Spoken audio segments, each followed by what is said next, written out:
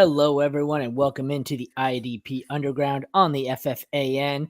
This is the Grindhouse Channel. I am Aaron St Denis. I got to switch us over here so we can see our names. How about that? Oh, we got to switch you around here, Matt.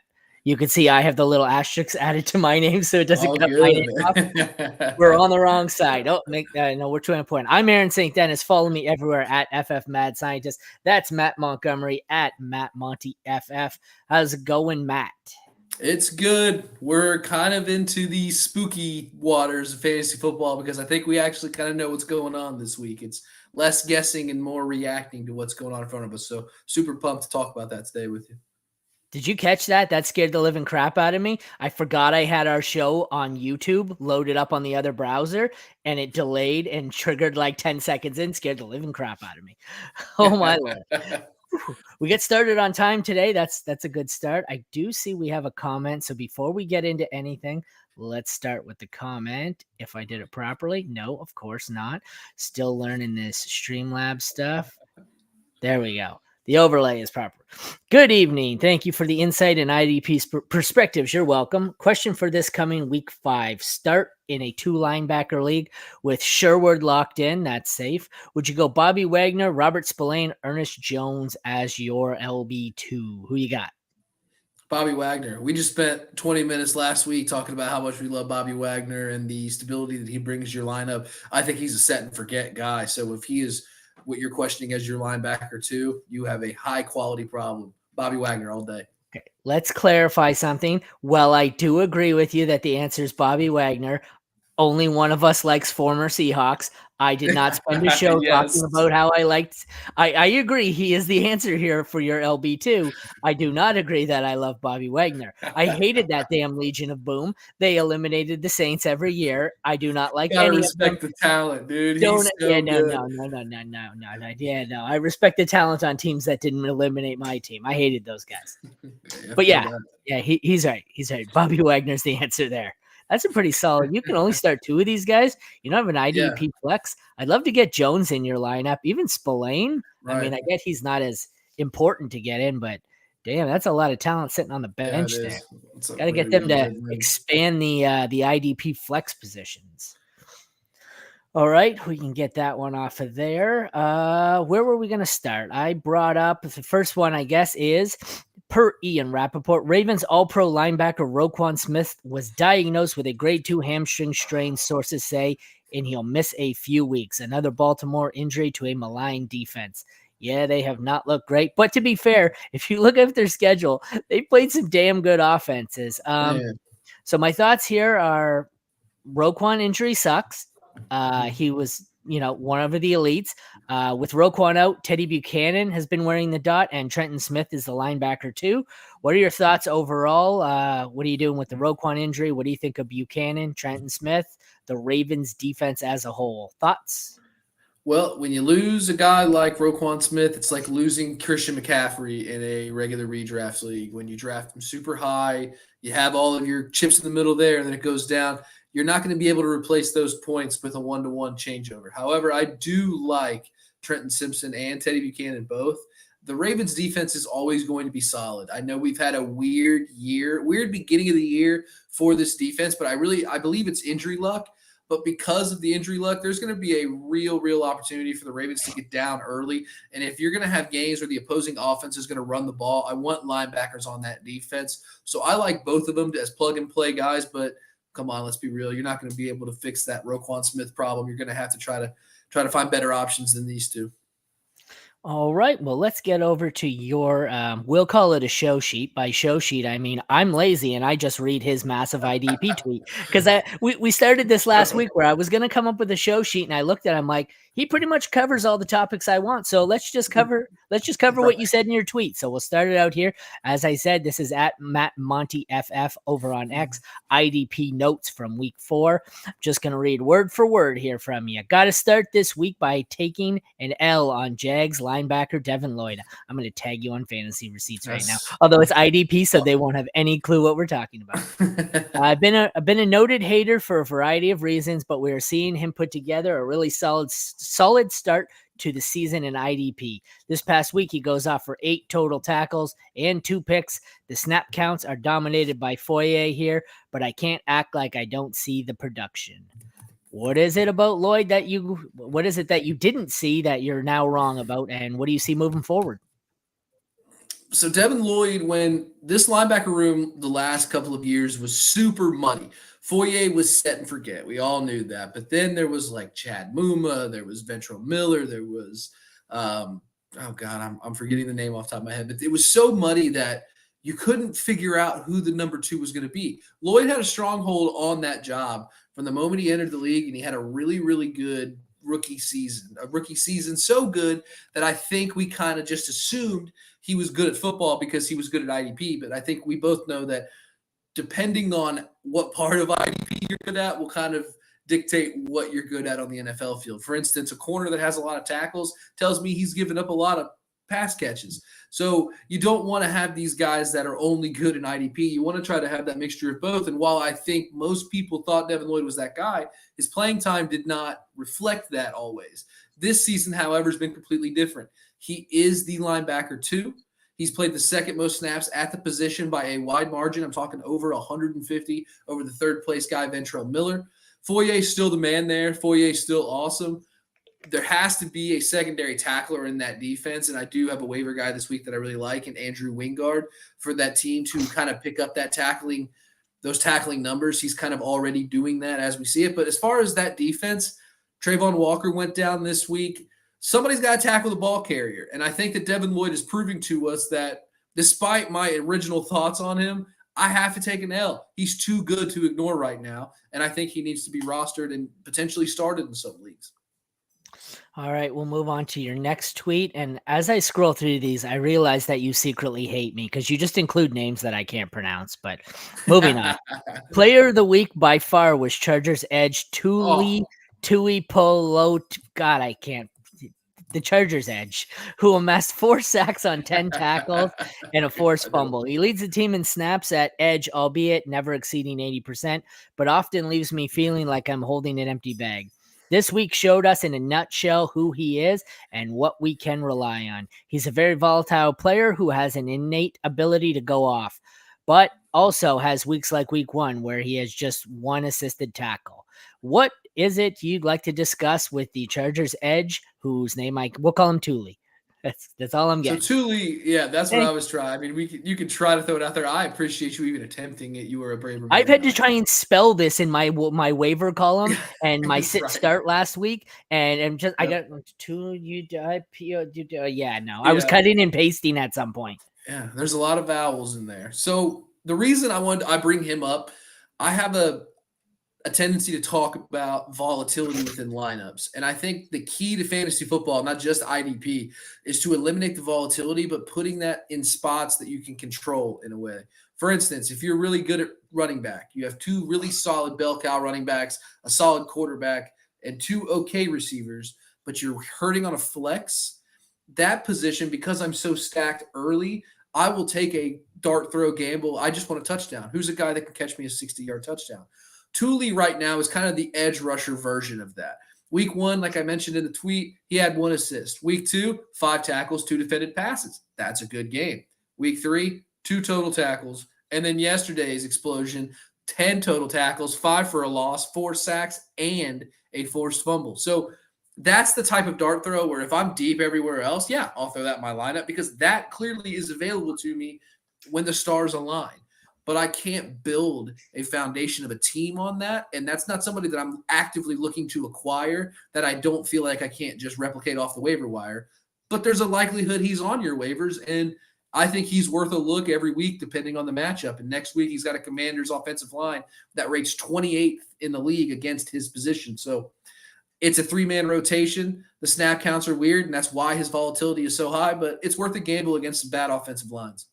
No, I hear you. And like you said, it even applies to the offensive leagues because I have some teams where, I'm stacked early in wide receiver. So I don't mind in my flex spots taking some high upside shots on like a Trey Tucker who could run into a big game and just I'll just go nuclear on someone. But then there's other leagues where like I'm really loaded at running back, but I punted wide receiver. And in those leagues, I just want to find me a safe guy off the waiver wire. Exactly. Like, the boring Jacoby Myers type, the old Will Fuller who will just, I'll get him in and I know I'm only going to get 10. Same can be said with tight ends though. Like I'll play the boring tight end, the Hunter Henry. So it applies, it moves over and you can apply it to IDP in the same principle. All right, Raiders edge Mad Max Crosby was a freak again this week, reminding us what he offers on IDP rosters. Despite not recording a sack in the game, Crosby had an interception, forced fumble, 5 solos, and 3 passes defended. This was a matchup I think many of us expected Crosby to dominate, and he had a game to remember. He goes up next week against a strong Colts O-line, but then he has back-to-back games against the Titans and Chiefs. I expect him to continue this great pace and begin a push for IDP MVP. That's not too out there. I would imagine he's on everyone's short list at the beginning of the season for IDP MVP. I was hoping he'd be in a Detroit Lions uniform when he made that, but they didn't do it. What do you got to say here about Mad Max? I love the dude. I think he's probably my favorite player in the league, and if not, he's on a short list as well for mine. Just an absolute pleasure to watch this guy do what he does. He's got 4 defended passes on the year. He had 3 last week. Okay, so not only you can't throw over the top of this guy's head, he does have not to the level of what J.J. Watt used to bring, but he will bat the ball down. An interception. I mean, my Lord, he's not going to have an interception, but the fact that that's in his bag at all is crazy to me. And then what's not to love about stable tackle floors from dominant edge rushers? He had 5 solo tackles and 3 tackles for loss yesterday. The previous game, he had 7 total tackles with 2 for a loss and a sack. He's on a fantastic pace right now, currently at 19 total tackles with 2 sacks, 4 defended passes, a forced fumble, and an interception. You can't really do much better than just fill in the stat sheet everywhere, and he was drafted or acquired to do this. So managers are getting the value for that high price you pay to get a Max Crosby. It's just really good to see it. And I do think the Colts will give him fits a bit, but I don't see any reason why he can't continue an outlandish pace like this for the Titans. And then a Chiefs offensive line that I feel like the stats aren't doing it justice for how dysfunctional that can look at times for the Chiefs. I think the Chiefs will get their stuff together, but right now, I like early season Chiefs matchups because I don't think they even know what they are right now. So give me a guy who I do know, Max Crosby, in those spots. He's the MVP right now for me. Yes, it's too early, and yes, I will change this answer every week, but it felt like Max Crosby was like, I'm putting the crown on this week. What do you think? It's funny. I'm looking at his week-by-week stats here, and his highest snap percentage was his worst week of production overall. Oh, no, sorry, that's not true.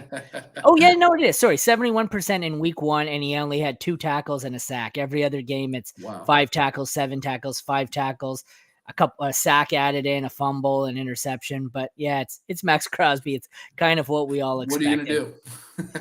All right, here's another one. I know I have him in a couple of my columns that I've already written up this week for IDP. I was a big fan of him. I thought he would be the green dot from the get-go, so I was kind of disappointed he didn't, and that is Titans linebacker Cedric Gray. I can't talk tonight.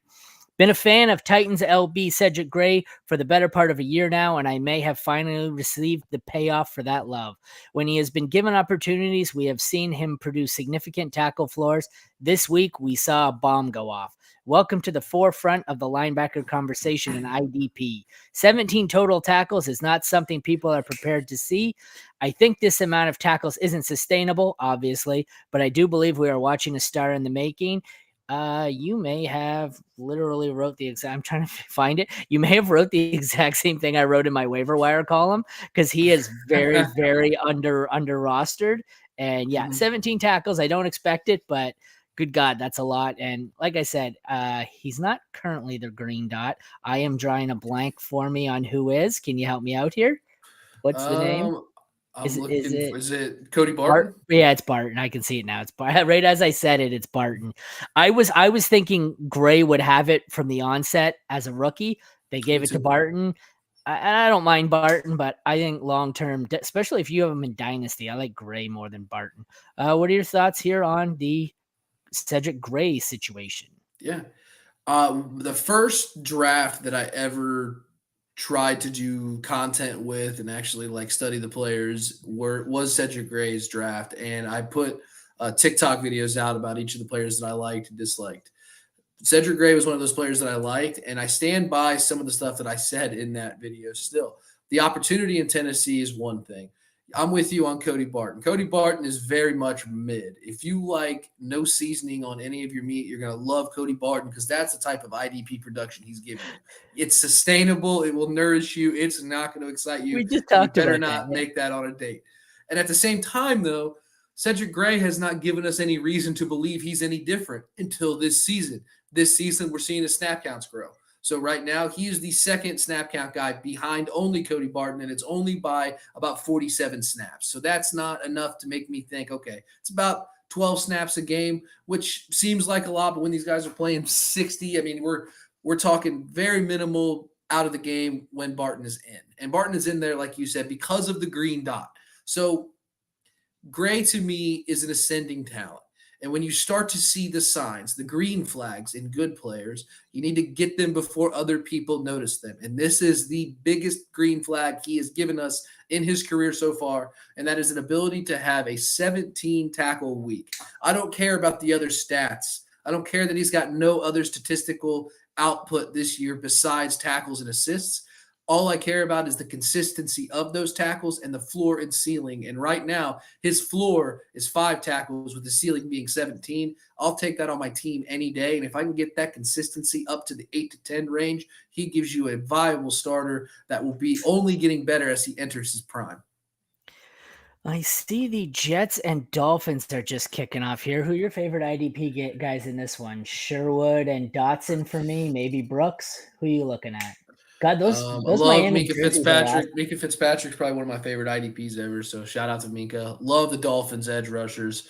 I can't wait to see Chop Robinson actually put together consistent performances over time because I don't like this narrative I'm starting to see on the IDP streets that he's overrated. I don't think he's overrated. I think the Dolphins are a dumpster fire, and I think it's probably hard to be your best self when you've got everything exploding around you. That being said, on the Jets side, I feel like that defense is one of the more overrated defenses in the entire NFL. They've got a lot of great names. They don't have a very good track record of production. I love Quinnen Williams. I think he's one of the best interior linemen, but interior linemen like him, he's kind of like the Micah Parsons of defensive tackles when it comes to the name versus the production. Sometimes Quinnen Williams is the best player in the matchup. Sometimes Quinnen Williams doesn't even produce a point. So, players like that, I tend to try to avoid. I respect the talent. I think he's one of the best defensive players in the NFL. But this is not a very fun matchup to watch in IDP. You've got a couple of – I really like Jordan Brooks. I especially like Dodson, like you said. I don't see them as people that are going to move the needle, though, that people actually kind of care about, Sorry, I had to mute my mic briefly. Do you have any children? Oh, yeah. I got an 8-year-old. I have one, and he's 11 and is playing Rivals on Roblox. And apparently he's very close to leveling up to platinum or something. So every time he loses and goes down a level, he goes nuclear. And apparently he just lost because I could hear him slam something. But I respect the grind. Yeah, well, no, he's driving me nuts. He hasn't done it all day, but right when I go live, I can hear him upstairs. Oh, that's fatherhood, baby. We see Darren Waller getting involved for the first time in what seems like 10 years. Wow. And was it in the pregame music video or was it on the field? No, he got a pass. These Dolphins uniforms are awesome. But sorry, let's move on to our next topic here. I'm getting sidetracked. This is one we talked about last week because I didn't know what the hell was going on in Pittsburgh. Another young linebacker who had a great game amid some rumors of losing his job was Peyton Wilson in Pittsburgh. Old reliable linebacker Cole Holcomb is beginning to poke his head around again in Pittsburgh. He outsnapped Wilson in week 3, causing panic among the IDP community. You said the voices in your head. I say the voices in my head, but we agree. Wilson went ahead and showed everyone that was worried that he's pretty good at this football thing.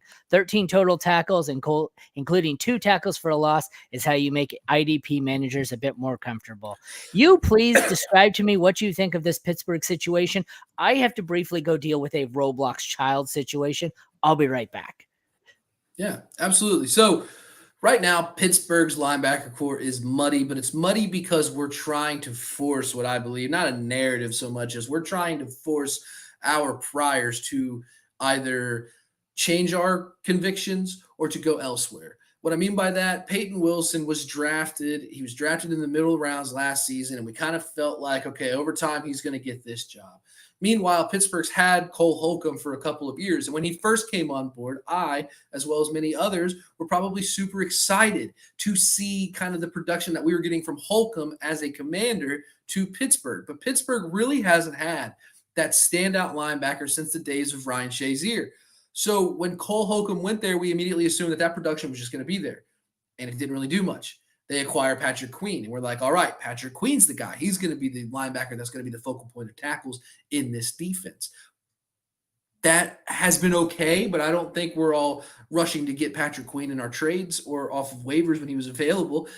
Right now, Peyton Wilson is starting to show us why they drafted him. Last week, he had 13 total tackles, including 2 for a loss. But on the season, he's had a quiet but productive year. He's got 35 total tackles on the season. That's roughly, what are we talking? Oh, gosh, doing math, 9 tackles a week. I'll take that every single week, especially from a guy who we're still trying to get his footing within the NFL.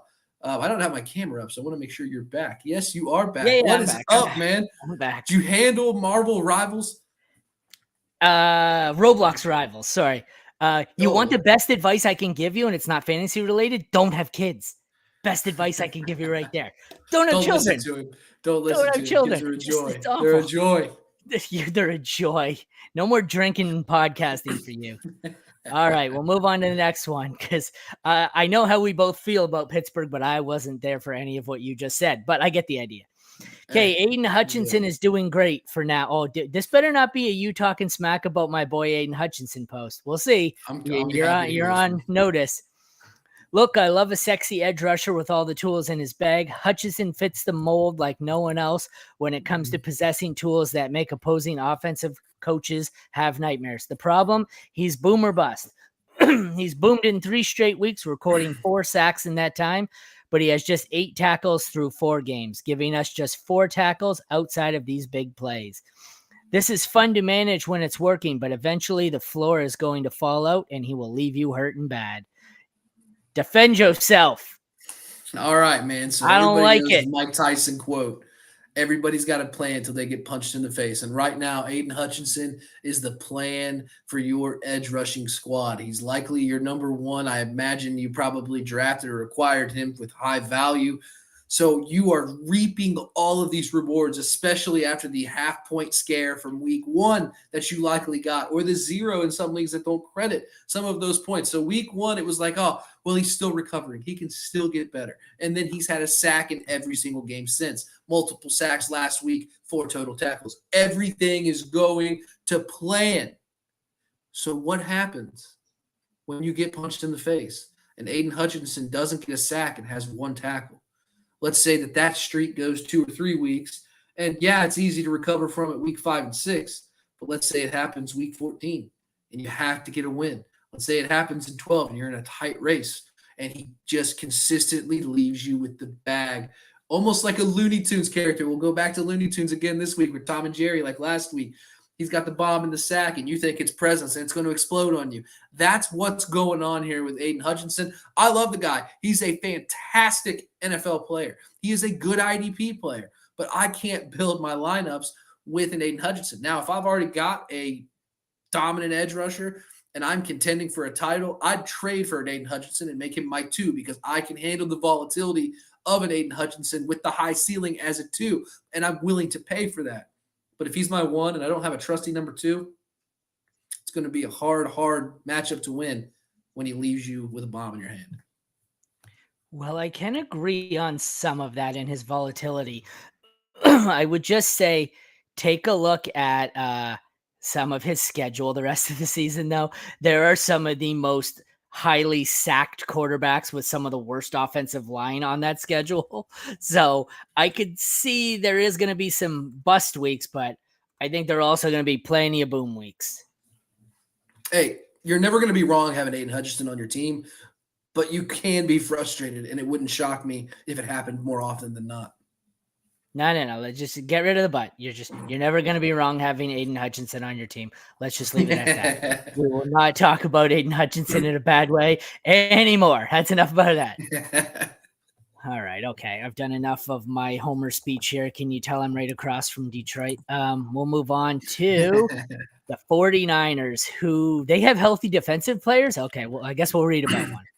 I'm going to need to start taking 49ers linebacker D. Winters more seriously. I've been viewing him as a replacement by proxy for Dre Greenlaw's loss from last season and had expectations to match my enthusiasm for him at the position. I have been wrong. He is absolutely electric this season and seems to have a pathway to consistent snaps. With 32 tackles in 4 games, Winters a legitimate linebacker 2 option who has LB1 weeks in his bag, like this week when he posted 10 tackles and a tackle for loss. Let's talk about what may be the only healthy player on the San Francisco 49ers. D. Winters has come out of nowhere for me, and I'm falling in love with the guy. The 49ers within that scheme have showed us an ability, especially with Robert Saleh. We have a pretty extended history of supporting 2 inside linebackers that are quality starts in IDP. So right now you got Fred Warner and D. Winters. Right now, obviously, Fred Warner is the better player in the NFL. He's getting paid. He's getting all the accolades, all of the press. But D. Winters is doing a lot of dirty work there that is improving IDP lineups. He's got 32 total tackles on the season, 3 tackles for loss. And here's a little nugget for you. He's played more snaps than Fred Warner by 1 snap. But it's still more snaps than Fred Warner. And how poppy of a headline is that? The reality is they're 1A, 1B on defense there. The defense has plans for them. They want them on the field as much as possible. And he has played 100% of snaps in 3 out of 4 games. And that 1 game he didn't play, it was 97% of snaps, which was just 2 less than the actual game total. So he's played all but 2 snaps this season. I love to see that. It makes me nervous later on for wear and tear purposes. But right now you got to ride the hot hand, and the hot hand is D. Winters. All right. It looks like we got a question here. Who are your favorite IDP waiver wire targets this week? So right now for the week, I actually just got done recording a video that'll be out. I am taking Andrew Wingard for the Jacksonville Jaguars. You kind of know what you're getting from him.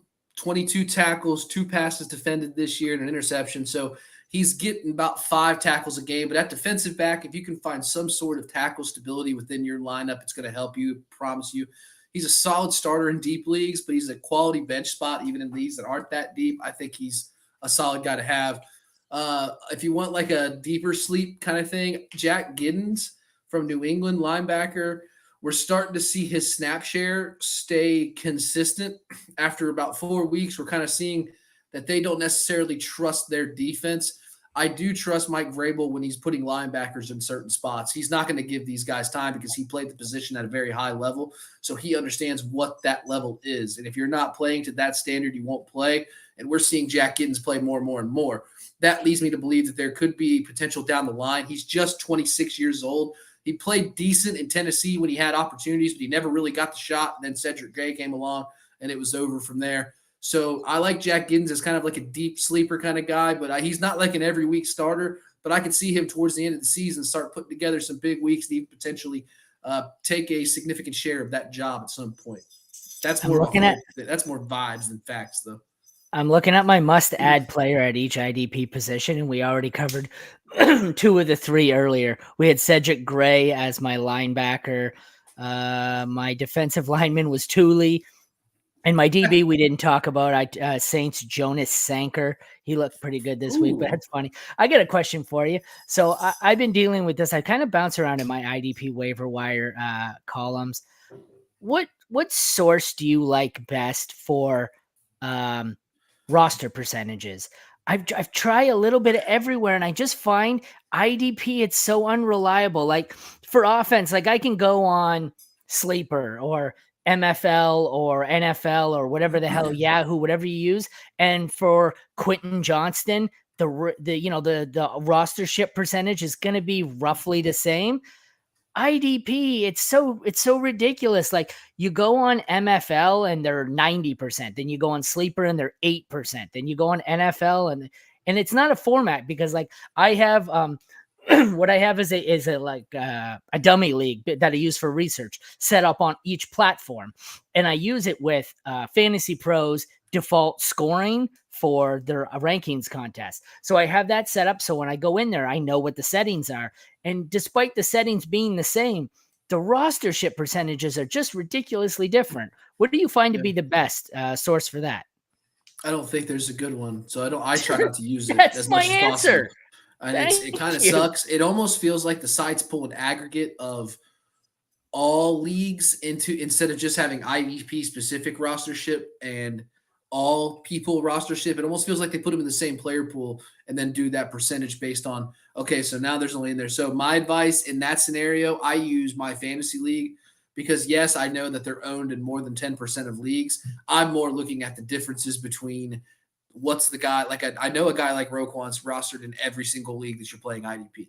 So I know, okay, if he's the top out at 29%, then I know what the range is, and I try to go from there, which is terrible that you have to do it that way. But that's what I find the easiest way to do it is just look at the guy that you know everybody's got and then just kind of judge it from there.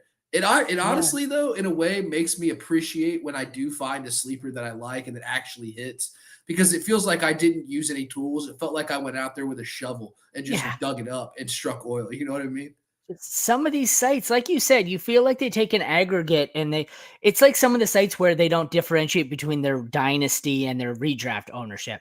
Some of these leagues, like I have different leagues set up where it's they're all the same settings, but one is offense and defense, and the other one is just straight up defense. And yet the rosterships don't, on some sites, it's a big difference. On others, it's not. I find in the end, you're probably correct. MFL is probably the most accurate. Mm-hmm. I just hate it. Shout out to Gary Davenport.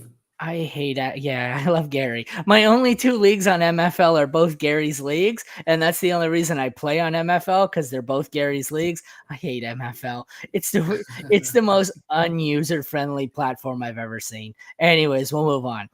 Another question: any highly drafted players that you feel ready to drop through 4 weeks? Ooh, Zaire Franklin sure is making me nervous. I don't know about dropping him per se, but I do not like what I'm seeing. And then he had a little bit of an injury tiff this week, so I don't think he's drop worthy. But if you went 1-1 in an IDP draft and he was your guy and he was a lot of people's guy, I just feel like there's nothing there. And I don't know what's going on. Neither linebacker is doing well. I think both safeties are playing pretty well there, and Cam Bynum and Nick Scott or Nick Cross. I always mess his name up. So you got 2 safeties there that are producing at a very high level, and I think that might actually be cannibalizing the tackles in that defense. But I don't believe that there's any way to quantify that right now. I think Zaire Franklin might just have a slow start to the season. Too early to drop, but definitely not too early to bench. I do think he may need to ride some pine, maybe send some motivation his way. Trying to look through. There's not too many I find that are really underproducing except for guys who are injured. I haven't been thrilled so far with Mason Graham through 4 weeks. Maybe I just had higher expectations because I'm a Michigan guy. Other than that, Kwity Paye, I don't find Kwity Paye's looked all that great. He's got 1 or 2 tackles pretty much in every game, and he's playing about 30 to 40% of snaps. I don't love that. But like I said, the majority of them here I find are injury, so you can't be too. Zach Sealer's another one. I always seem to be the Zach Sealer guy. He's been awful outside of one game. Zach Sealer is normally one of those guys you can count on too, especially when that position a couple of years ago was not very deep, and he was one of those dudes you could kind of rely on. Yeah, those days seem few and far between. Yeah, maybe that's it. Maybe I get when I first started playing IDP, maybe it was just one of the guys I've liked all along, and just he's disappointing me, so I can't quit on him. But we got a couple of questions here before we get back to your final notes. Any good dynasty stashes?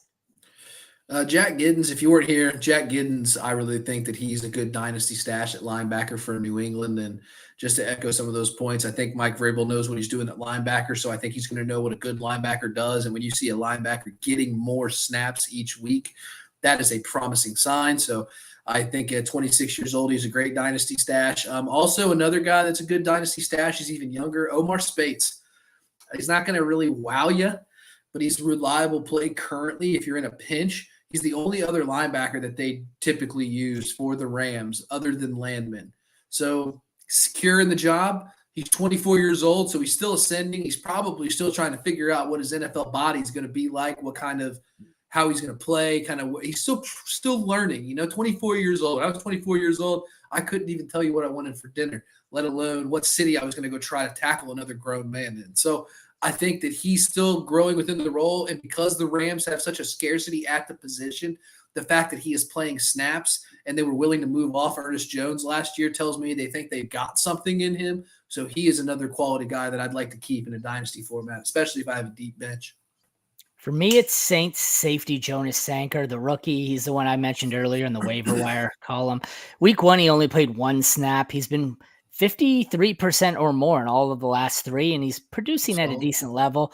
I really like him. I love me some rookies. Saints fan, so admitted bias, but that's who I'm targeting. Who do we got here? Any sleepers for the week 5? Let me take a look. I haven't done my rankings yet. It's a little early, so maybe I haven't even looked at my rankings, to be honest.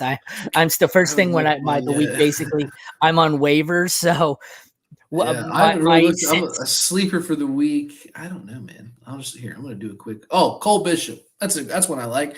I actually got very lucky this week. I picked up Cole Bishop for a spot start in one of my deeper leagues, and it went well. He had 5 total tackles with a interception. So you can't ask for much more. He is 24 years old also. He's a third year guy for Buffalo. He hasn't really popped off, but Buffalo really, their defensive guys, they don't really get a lot of points.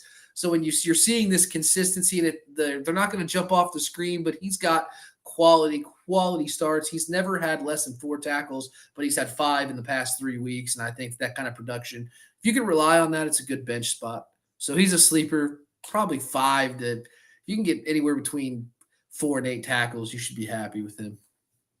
All righty, let's get back to where's your next comment here? Okay, well, excuse me, choking.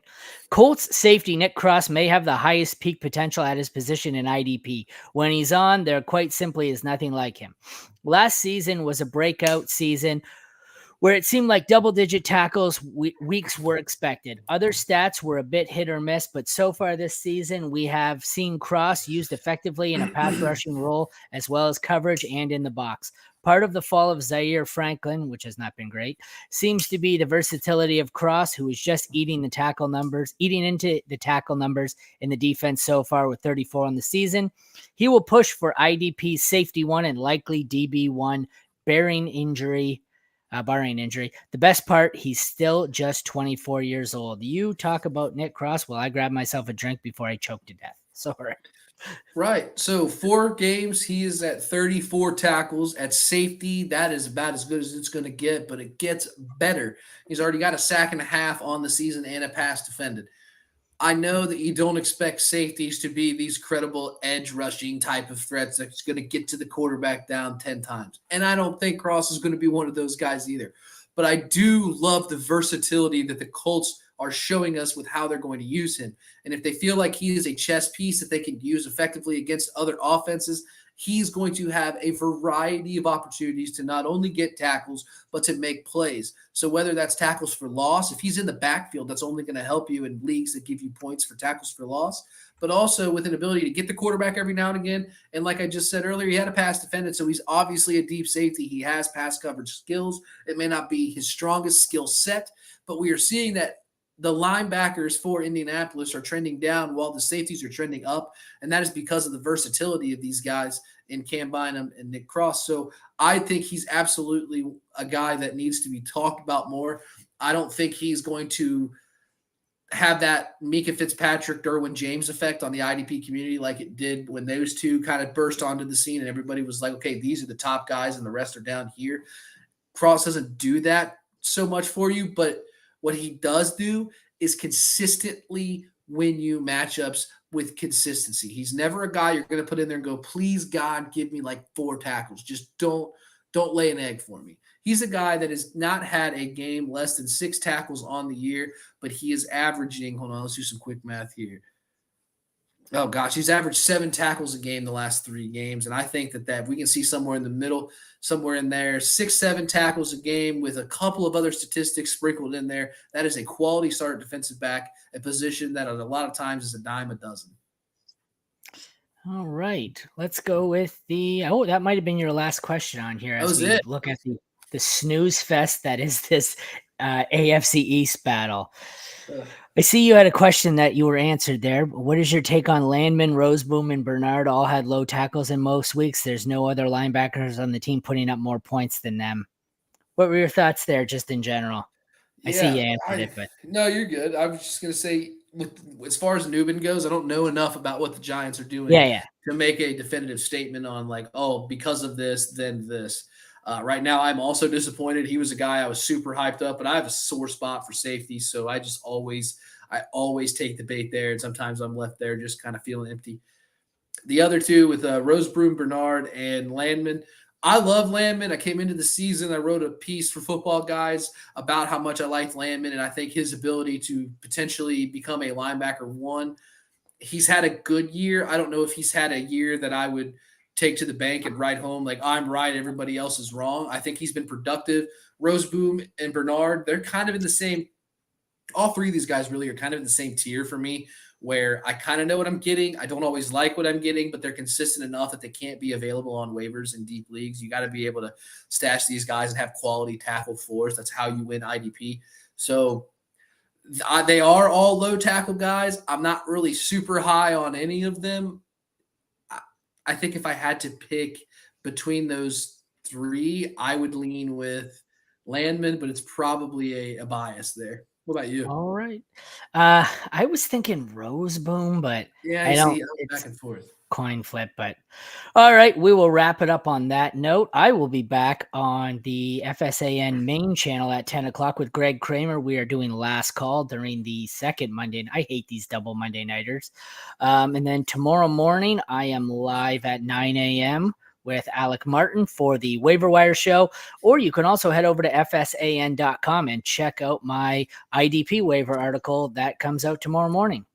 Thank you all for joining us, and for the people who dropped questions in the chat, catch us next Monday at 7 for the Week 5 edition of the IDP Underground. For Aaron and Matt, take care and have a great night.